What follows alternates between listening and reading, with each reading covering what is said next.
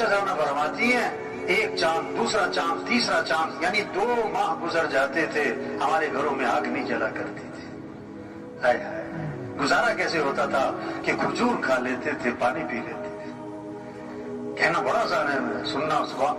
اور سوچے تو اسے 2 مہینے آگ نہیں جلی. زور نہیں لگایا کھانوں پر, زور لگایا کھانوں پر. حضور صلی اللہ علیہ وسلم نے فرمایا بدترین برتن جس کو بھرا جائے وہ کیا ہے؟ پیٹ. پیٹ. دوسرا زور لگ گیا کس پر؟ کپڑوں پر. دے سوٹ پہ سوٹ, دے جوڑے پہ جوڑے. یہ مستورات کو ایک پریشانی پتہ کیا ہوتی ہے کہ الماری میں جگہ نہیں ہے, اور اگلی پریشانی ہوتی ہے کہ سوٹ لینے جانا ہے, جگہ پہلے ہی نہیں ہے. اور تیسری پریشانی یہ ہوتی ہے کہ اتنے سارے سوٹ ہیں پہننا کون سا ہے, اور جب کہیں سے واپس آتی ہے تو زیادہ پریشانی ہوتی ہے. کیوں کہ ایسا تو فلانی نے بھی پہنا ہوا تھا. کہاں زور لگ گیا, کہاں زور لگ گیا. حضرت عروہ رضی اللہ عنہ حضرت عائشہ رضی اللہ عنہ کے بھانجے فرماتے ہیں کہ خالہ نے 70,000 درہم لوگوں میں تقسیم کر دیے, اور خالہ کے کپڑوں پر پیبند لگے ہوئے تھے. خالہ کے کپڑوں پر زور نہیں لگایا, کپڑوں پر زور نہیں لگایا. زور حضور صلی اللہ علیہ وسلم نے عائشہ سے فرمایا کہ عائشہ اگر آخرت میں میرے ساتھ رہنا ہے تو 3 باتوں کا اہتمام کرنا. اللہ کے نبی کو زیادہ محبت حضرت عائشہ سے تھی. آپ نے فرمایا کہ اللہ نے بیویوں میں عدل کرنے کا حکم دیا, میں ظاہری عدل تو کرتا ہوں لیکن میرا دل عائشہ کی طرف مائل ہے, یہ میرے اختیار میں ہے. تو آپ نے کیا فرمایا کہ اگر آخرت میں میرے ساتھ رہنا ہے تو 3 باتوں کا اہتمام کرنا. پہلی بات فرمائی کہ عائشہ اس وقت تک کپڑوں کو پرانا سمجھ کے نہ چھوڑ دینا جب تک کہ ان پر پیوند نہ لگ جائے, جب تک کہ ان پر. دوسری بات فرمائی کہ عائشہ مالداروں کے پاس بیٹھنے سے اپنے آپ کو بچانا, کیونکہ آدمی کے اندر مال کی بھی طمع اور ہرس اور لالچ اور دوڑ میں لگ جاتا ہے. اور تیسری بات فرمائی کہ عائشہ دنیا سے اتنا توشہ لینا جو ایک مسافر کے لیے کافی ہوتا ہے, اللہ لمبے چوڑے چکر میں نہ پڑ جائے. تو زور غلط جگہ لگ رہا ہے. کیا؟ کھانوں پر, دوسرا کپڑوں پر, تیسرا زور لگ گیا کس پر؟ تعمیرات پر, مکانوں پر. آپ صلی اللہ علیہ وسلم نے فرمایا کہ جب آدمی کے مال میں برکت نہیں رہا کرتی تو تعمیرات پر لگا کرتا ہے. اذا لم یبارک فی مال العبد یجعلہ فی الماء والطین, جب برکت نہیں تو تعمیرات پہ مال لگتا ہے. قیامت کی نشانی بتائی یتطاولون فی البنیان, اونچی اونچی عمارتیں, بڑے بڑے پلازے, یہ قیامت کی نشانی. ایک صحابی نے ذرا اونچا مکان بنا لیا, حضور صلی اللہ علیہ وسلم نے ان کے سلام کا جواب نہیں دیا. فرمایا یہ کس کا ہے, یہ مکان کس کا ہے؟ کہ جی فلاں کا ہے. آپ خاموش ہو گئے. اور جس کے الفاظ ہیں فحملها فی نفسہ, لیکن آپ نے اس بات کو اپنے دل میں رکھا کہ اچھا ایسے مکان بنانے شروع کیے. کچھ دنوں بعد وہ صاحب خانہ حاضر خدمت ہوئے, آپ کو سلام کیا, فاعرض عنہ, آپ نے اعراض فرمایا, پھر سلام کیا, پھر اعراض فرمایا.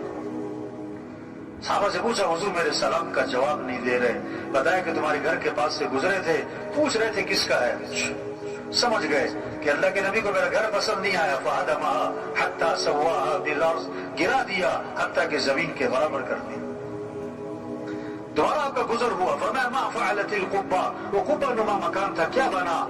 تو صحابہ نے آپ کو ساری بات سنائی. اس پر آپ نے فرمایا کل بناء وبال على صاحبه الا مالا, ہر تعمیر کرنے والے پر وبال کا باعث بنے گی سوائے اس تعمیر کی جو ضرورت کی ہو, سوائے اس تعمیر کی جو ضرورت کی ہو. تو زور غلط جگہ لگ گیا نا, کھانوں پر, کپڑوں پر, مکان پر.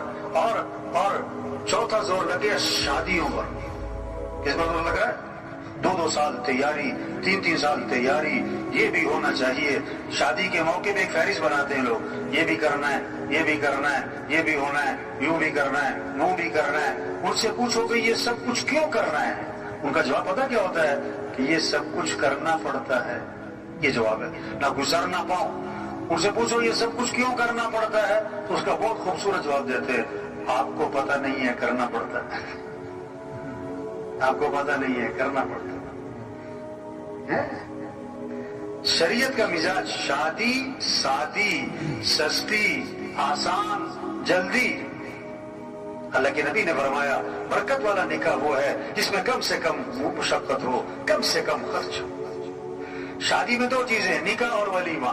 نکاح کے لیے بہتر ہے مسجد میں ہو، اور ولیمہ حضور صلی اللہ علیہ وسلم کا ہوا، آپ نے صحابہ کو کھجوریں کھلائیں اور ولیمہ ہو گیا۔ اور ایک ولیمہ اللہ کے نبی کا تھا، آپ نے سارے مدینہ منورہ کو کھانا کھلایا۔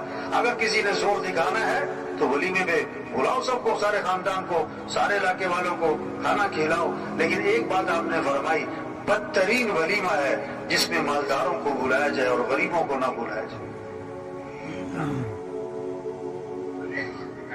زور غلط جگہ لگ گیا شادیوں۔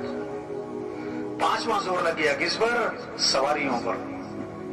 پانچواں زور سواری پر لگ گیا۔ صحابہ کا ایک سفر ایسا تھا، پاؤں میں جوتا بھی نہ تھا، ننگے پاؤں، یعنی پورا لشکر کے اکثر لوگ پاؤں ننگے پاؤں، اور وہاں پر سب کی سڑکیں بنی ہوئی تھیں، ایسا پتھریلی زمین، پاؤں زخمی ہو رہے تھے تو کپڑے پھاڑ پھاڑ پاؤں پہ لپیٹے۔